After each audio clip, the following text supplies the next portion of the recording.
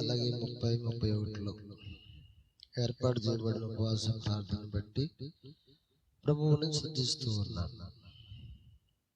నిజమే కదా. ఎస్తేరు గ్రంథం అలాగే 9వ అధ్యాయం 30-31 తీసుకుని ఎస్తేరు గ్రంథం 4వ అధ్యాయం 12-13 వచనాలను తీసుకుంటూ ఎస్తేరు గ్రంథం 2వ అధ్యాయం మనం తీసుకుంటూ రాత్రి కావచ్చు, మొదటి రాత్రి కావచ్చు, అలాగే లక్షవారం ఉదయం కావచ్చు, అనేక సందర్భాలుగా దేవుడు మనతో మాట్లాడి ఉన్నారు. హల్లెలూయా. నిజం. ఈ రోజున ఉపవాస విలాప కాలంలో వారు బాధ్యతగా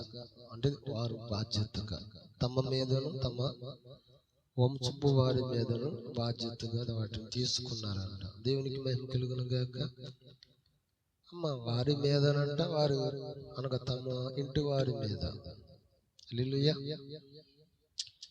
బాధ్యతగా ఎన్నుకొని ఉన్నారంట. భారం అనుకోలేదంట, కానీ బాధ్యతగా తీసుకుని కష్టమైన నిష్ఠూరమైన వారు పూరీము దినములలోనంటే వారు ఉపవాస దినములు జరుపుతూ వచ్చారంట. స్తోత్రం కలుగును గాక. దేవుడు వాళ్ళ పక్షంగా ఉన్నాడు. ఎస్తేరుని రాణిగాను, మొర్దెకైని ప్రధానమంత్రిగాను నియమించిన దేవుడు. స్తోత్రం చెప్పండి. ఒక శ్రమ వెనుక ఒక మేలు దాగుబడి ఉంటుంది అన్నారు. నిజమే కదా. ఒక శ్రమ వెనుక ఏముండదంట, ఒక శ్రమ వెనుక ఏముండదంటే మేలు అనేది దాగుబడి ఉంటుందంట. హల్లెలూయా. నిజమే కదా. వారి శ్రమ అనుభవంలో నుంచి వారు మరి తీరుకున్నట్టుగా ఆశీర్వాదకరంగా వారు మరి ఉన్నట్టుగా మనం చూడొచ్చు. స్తోత్రం చెప్పండి. మనం బైబిల్ గ్రంథంలో మత్తయి సువార్త 4వ అధ్యాయంలో కూడా చూసుకోవచ్చు.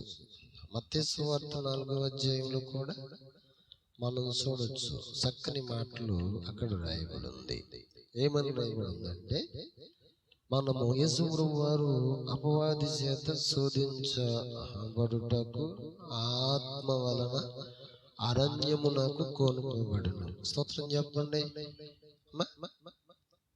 చూసారా, మత్తయి సువార్త 4వ అధ్యాయంలో చూస్తే, అప్పుడు యేసు అపవాది చేత శోధించబడుటకు ఆత్మ వలన అరణ్యములు కొనుకోబడును.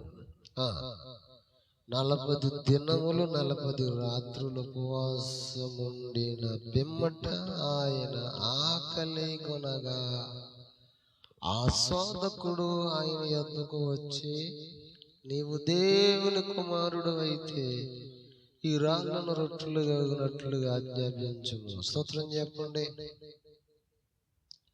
కష్టం అనేది ఎప్పుడు వస్తుందంటే, శ్రమ అనేది ఎప్పుడు వస్తుందంటే, శోధన అనేది ఎప్పుడు వస్తుందంటే, ఎప్పుడైతే దేవునికి నువ్వు ప్రతిష్ఠించుకుంటావో, దేవుని మాదిరిని అనుసరించాలనుకుంటావో, హల్లెలూయా, దేవుడు నీకు ఆజ్ఞాపించిన దాన్ని నువ్వు చేయాలని ఉద్దేశించుంటావో, దేవుని చిత్తం కలిగి ఉంటావో, అప్పుడే శోధన అనేది నీకు ఏర్పడుతూ ఉంటుంది. హల్లెలూయా.